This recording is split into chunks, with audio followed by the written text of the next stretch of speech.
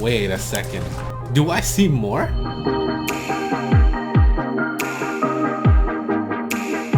Welcome back, Jason. Can you guess what we have this episode? If it's something to do with gaming, I might be able to guess what this is. Ooh. Ooh. Alright, so we got a nice monitor here.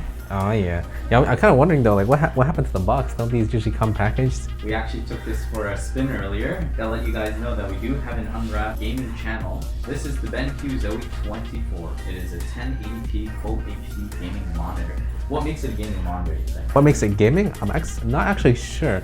All I know, if you're gaming, you just need like a decent resolution so you can see stuff while you're playing. So something like League of Legends, you need to see the mini map, or like MMOs, you need to see more during a raid. I don't know what else makes a monitor gaming. The reason why it's considered a gaming monitor is because of its low response time.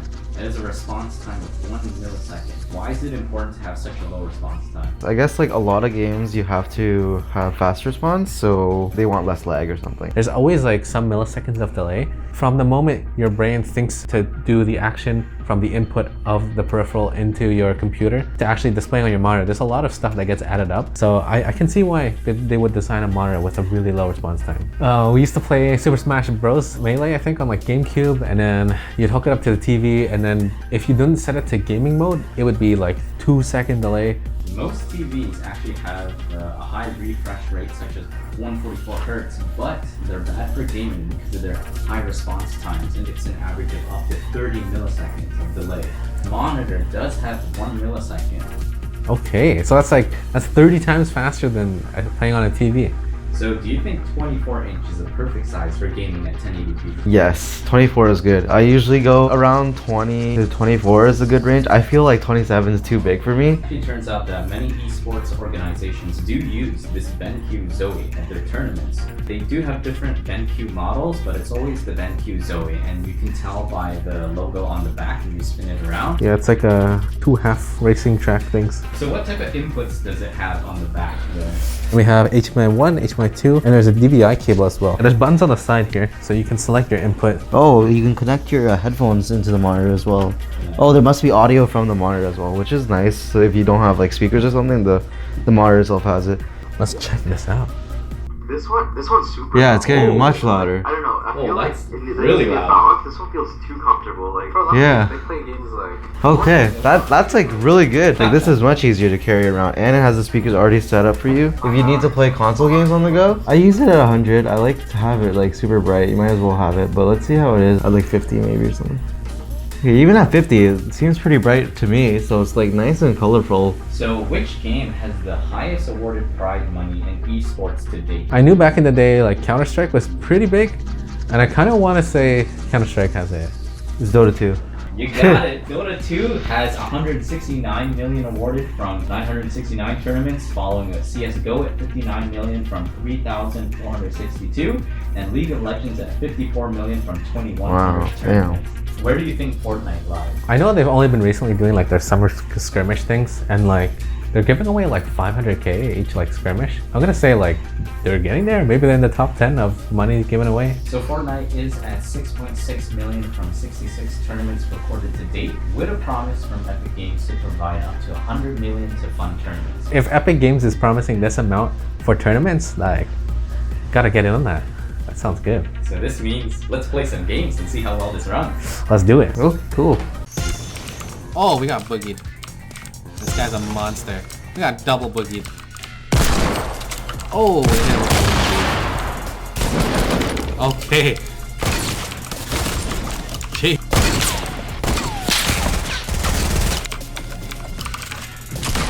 Got him. Whoa, this guy's not taking damage. Oh, yeah. Oh. Sorry, dude. Got him. Sorry, dude.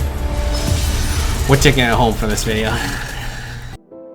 Okay, Jason, welcome back. We got a 3-kill warm-up game, and then we went into a serious solo game, and we got 9 kills, and we got a chicken dinner. It has this feature called Black Equalizer, and basically what it does is normalizes the colors. Like there's a huge jump from 0 to 1. I was playing on Nexus Blitz map, and basically like the dark parts on the corners would light up and you could see like everything. It's making the blacks easier to see. So playing a game like CSGO, playing a game like PUBG, Rainbow Six Siege is also a good example. This is especially good for shadows, any dark places where people can hide. How was the viewing angles on this monitor? I only set it from in front. And how was that? Really clear from in front from when I was playing. You can see how it kind of goes like black. It's a bit harder to see. You can still kind of see it, but I would say that the viewing angles on this BenQ Zowie, you have to be within a 45-degree off from the center. But you didn't notice this while gaming because you always sit in front, because you always sit in front of it. Yeah, I didn't notice. Well, because no, I don't play like this. Right. Yeah, I play like directly on.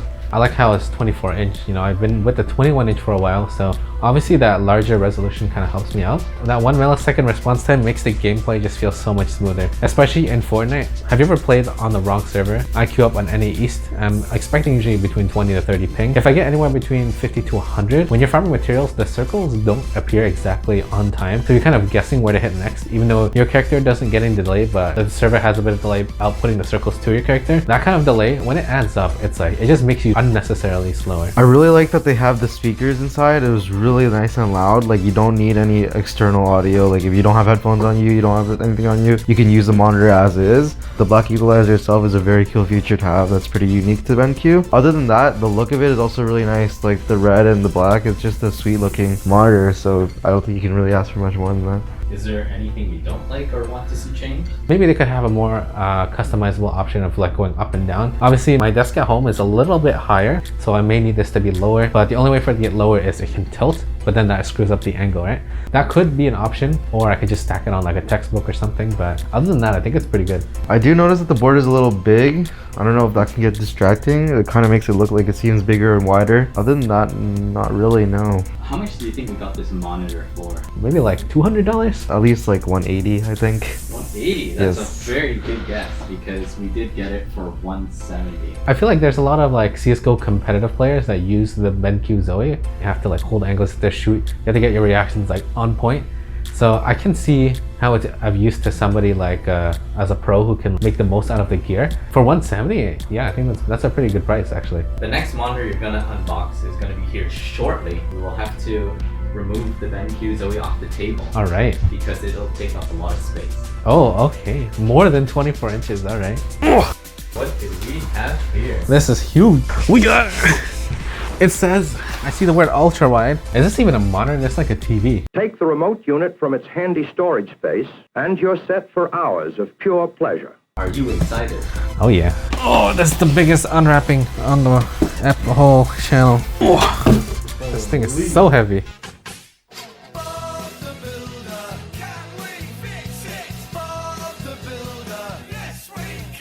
And then carefully. So let me reveal while you're carrying it like that. It is a $700 LG 34-inch monitor. Oh my god, okay. I'm really scared. What I noticed right away though is like there's no border here because it kind of makes me nervous, honestly, because I'm worried it's gonna pop off or something. It slides up and down, but it holds it really smooth. Inside this thing, there's like an elevator almost, and it's about this big. And it has so much resistance that you can slide it smooth. Like this thing feels like 20 pounds almost. And it just holds it. No matter what position I put it at, it stays there. This is a different panel from the previous monitor. It's an IPS panel. And what that means is that it's very color accurate and the viewing angle is 178 degrees. So if you stand at almost 180, it still is bright. It's still bright and the Wow. color remains the same. So that's Damn. the cool thing. And it's 25% brighter than your standard monitor. It is 3440 by 1440. So it's not quite 4K, only because it's 21 by 9. Bigger screen, higher resolution, makes sense. But this means you'll need more GPU to max out your favorite games. This looks massive for a monitor. Like, I don't know if I could like keep up with how much visual information I'm receiving. This is how much you normally see in a game in a 16:9 ratio. But like, look at how much extra you could see here.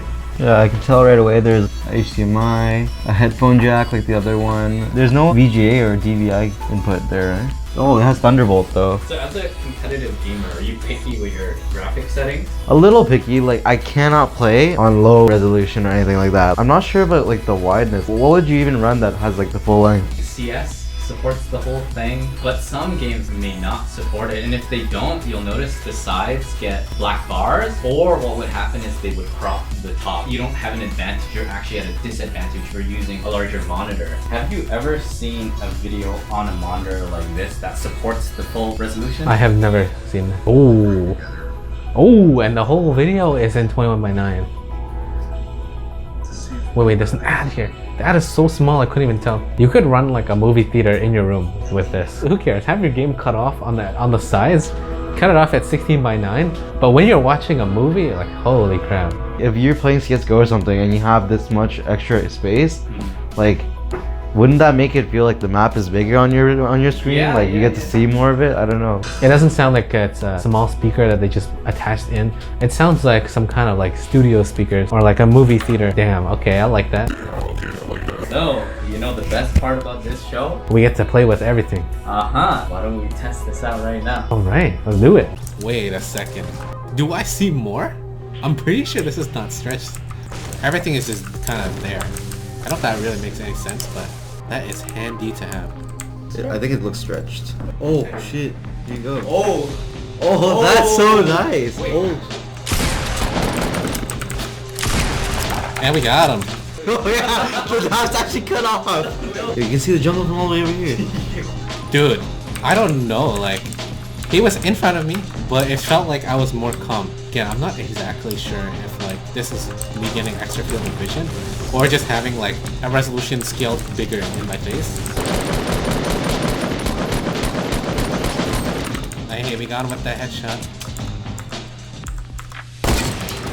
Oh, and we got him with that headshot.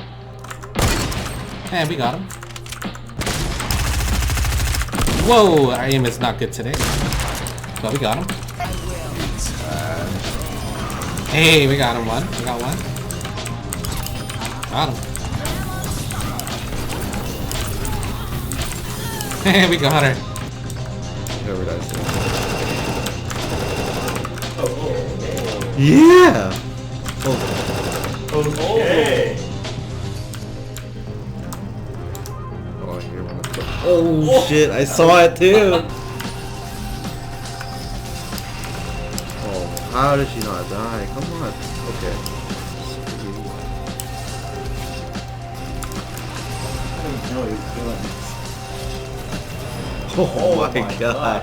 Alright, so you just tried the LG 34-inch. Tell me, what do you like about this monitor? It's equivalent to like an IMAX experience. In CSGO, it feels like a wider range, and then in League, it definitely feels like you get to see more of the map that way. I'm not sure if the game itself scales it, but it definitely feels that way to a gamer. You probably play Fortnite on 16:9 and you know, everything looks perfectly normal. Nothing's out of place. You could swap in any kind of monitor with this resolution. It looks normal. When you play it on something like widescreen like this is like a 21:9 aspect ratio. And holy crap, I don't know if you guys can see this here, but basically from here on where it's on the screen, you literally get extra like view distance. You can get such an advantage on the guy you're fighting against. Tell me, what are some differences between the two? So this one, you get a unique wide angle experience. The color is very nice. I know you said it's not 4K, but it definitely feels like 4K. It's like a whole another level of viewing experience. You need something with vertical adjustment. Like if you're putting this on your desk, you better either have a monitor that can adjust its height or get a desk that is perfectly to your height,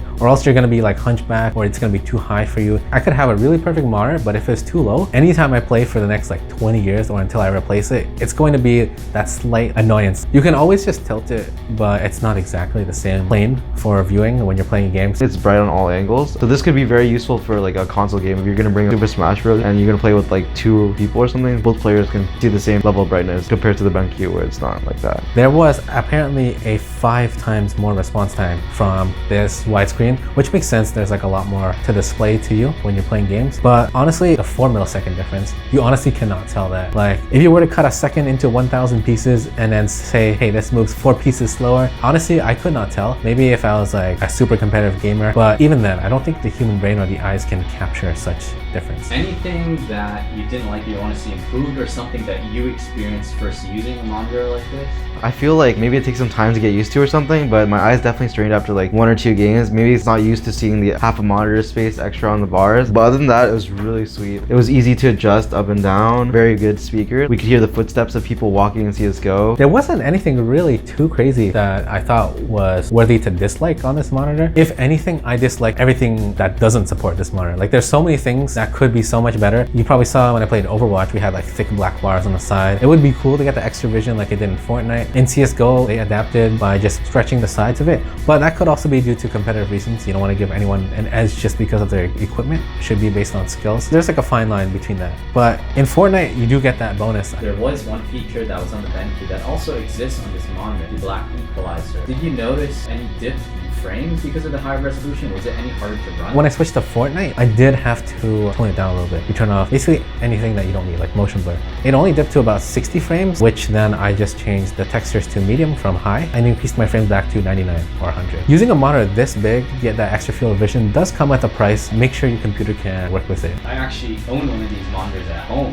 and my long-term use review, this is great for media, but if you're going to be on the computer doing other things, when you go into a web page, you'll notice the whole web page gets stretched. The thing that kind of sucks is that I'm still not used to the fact that some web pages just don't support it. So this is the great thing about 16:9. You can use it for anything. For me, I found that I actually own a wide and I own a 1080p. I'm still kind of like 80%, yeah, I really like this monitor, but there just could be so much more support for ultra-wide in online games or in just like videos in general. I would say start a pack, BenQ, and go with this when you feel like it's a time for you. I would totally have maybe 2 monitors set up where like you have one of these and one of these. If you're ever watching a movie or something, you can use this. And maybe once in a while you want to get an advantage to play a league or something on this, then you can do that. But like for normal use over and over again and just regular browsing, this I think it could get pretty annoying to use. Strains my eyes a bit. It stretches the YouTube like rectangular and stuff. So I can see why I would go with this. But this definitely offers a unique experience.